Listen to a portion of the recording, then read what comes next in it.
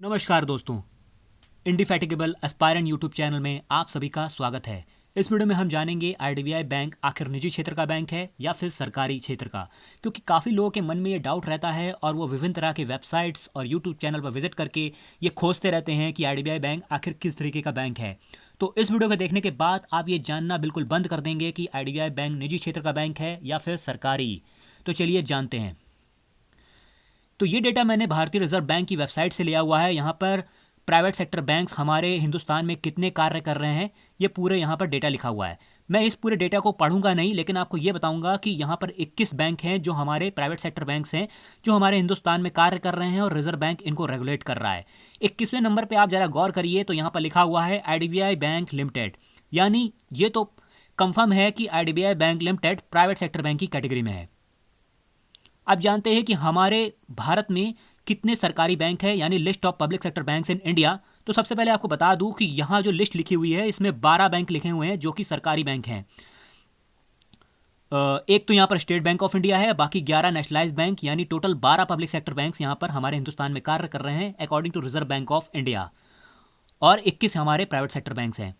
तो ये चीज़ आपको कंफर्म हो गई कि कितने प्राइवेट सेक्टर बैंक हैं और कितने पब्लिक सेक्टर बैंक हैं। अब चलते हैं जिसके लिए मैं ये वीडियो बना रहा हूँ उस मकसद से आगे देखते हैं कि क्या है। ये भी मैंने भारतीय रिजर्व बैंक की वेबसाइट से लिया हुआ है। ये एक प्रेस रिलीज है जो कि मार्च 14, 2019 को रिजर्व बैंक ऑफ इंडिया ने अपनी वेबसाइट पर रिलीज करी थी। तो चलिए देखते हैं कि यहाँ पर क्या लिखा हुआ है रिजर्व बैंक ऑफ इंडिया ने।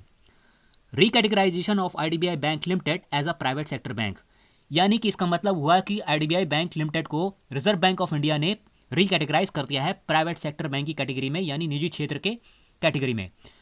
देखते हैं आगे क्या लिखा हुआ है। For regulatory purposes by Reserve bank of India with effect from January 21, 2019। Regulatory मकसद से रिजर्व बैंक ऑफ इंडिया ने प्राइवेट सेक्टर बैंक की कैटेगरी में डाल दिया है आईडीबीआई बैंक लिमिटेड को, क्योंकि Life Insurance Corporation of India ने 51% हिस्सेदारी इसकी total paid up equity capital की परचेज कर ली है। इस मारे इसको रिकैटेगराइज कर दिया गया है आईडीबीआई बैंक लिमिटेड को प्राइवेट सेक्टर बैंक की कैटेगरी में। दोस्तों, आपको याद होगा कि अब से कुछ साल पहले आईडीबीआई बैंक लिमिटेड को पीसीए की कैटेगरी में डाल दिया था रिजर्व बैंक ऑफ इंडिया में, क्योंकि इसके जो नॉन परफॉर्मिंग एसेट्स थे यानी एनपीए थे वो काफ़ी ज़्यादा बढ़ गए थे। तो होता क्या है कि जब किसी भी बैंक के नॉन परफॉर्मिंग एसेट्स बहुत ज़्यादा बढ़ जाते हैं तो रिजर्व बैंक उसको पीसीए की कैटेगरी में शिफ्ट कर देता है, यानी पीसीए की कैटेगरी में डाल देता है। और जब किसी भी बैंक को पीसीए की कैटेगरी में डाला जाता है तो होता क्या है दोस्तों कि ना तो वो बैंक अपनी ब्रांच का एक्सपेंशन कर सकता है, यानी सुंदरीकरण भी नहीं कर सकता, और ना ही अपने एम्प्लॉयज़ का सैलरी बढ़ा सकता है, और जितने भी डायरेक्टर लेवल्स के मेंबर्स होते हैं उनका यहाँ तक कि सैलरी भी कट कर दिया जाता है अगर ऐसी नौबत आ जाती है। तो ठीक है दोस्तों, तो ये तो हुआ पीसीए कैटेगरी का कुछ मापदंड। अब मैं आपको एक छोटी सी एग्जांपल देता हूँ।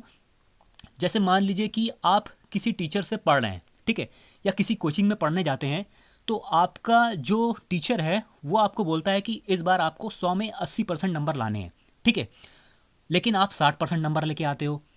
तो वो टीचर क्या करेगा, वो टीचर आपके ऊपर कुछ बाउंडेशन डाल देगा कि आज से तुम्हारा खेलना बंद, ठीक है ना, खेलना बंद, जितने भी टाइम तुम खेलते हो उतने टाइम तुम पढ़ोगे, ठीक है ना। अगर आप 1 घंटा या 2 घंटा खेलते हो तो उतने टाइम तुम पढ़ोगे।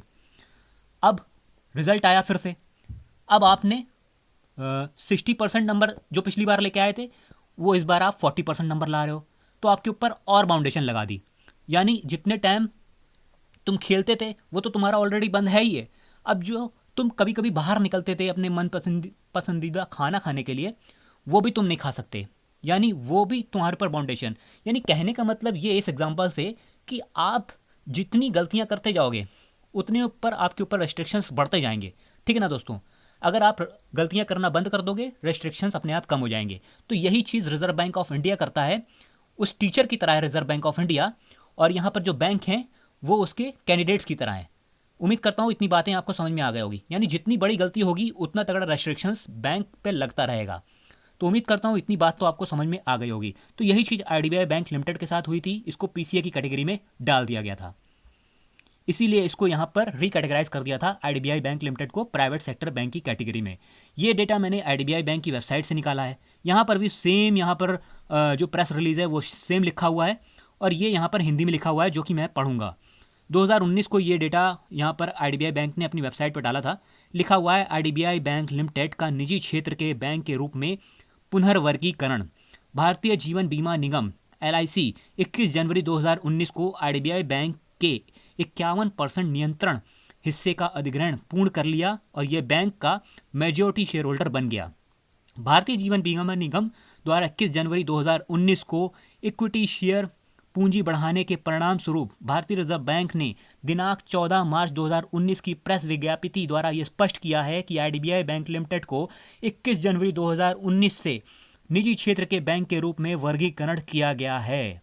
यानी अब तो ये क्लियर हो गया है, अब सारे कैंडिडेट्स को ये चीज़ तो क्लियर हो गई होगी कि ये बैंक निजी क्षेत्र का बैंक है, ना कि सरकारी क्षेत्र का। ओके दोस्तों, तो ये था इस वीडियो का कंप्लीट एनालिसिस। आई होप अब आपको ये तो माइंड में क्लियर हो गया होगा और कोई कंफ्यूजन नहीं होगी कि निजी क्षेत्र का बैंक है या फिर सरकारी क्षेत्र का बैंक हमारा IDBI बैंक लिमिटेड।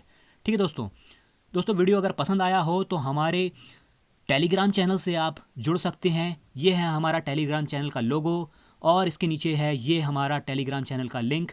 आप चाहो तो टेलीग्राम चैनल पे सर्च बार में इंडिफैटिगेबल एस्पायरेंट चैनल टाइप करके भी इस चैनल से जुड़ सकते हो, या फिर मैं वीडियो के डिस्क्रिप्शन में ये लिंक दे दूंगा, आप डायरेक्ट वहाँ पर ऐड हो सकते हो।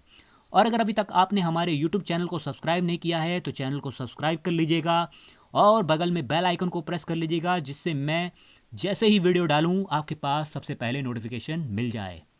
तो फिर मिलेंगे हम अपने नेक्स्ट वीडियो में, तब तक के लिए have a nice day and bye.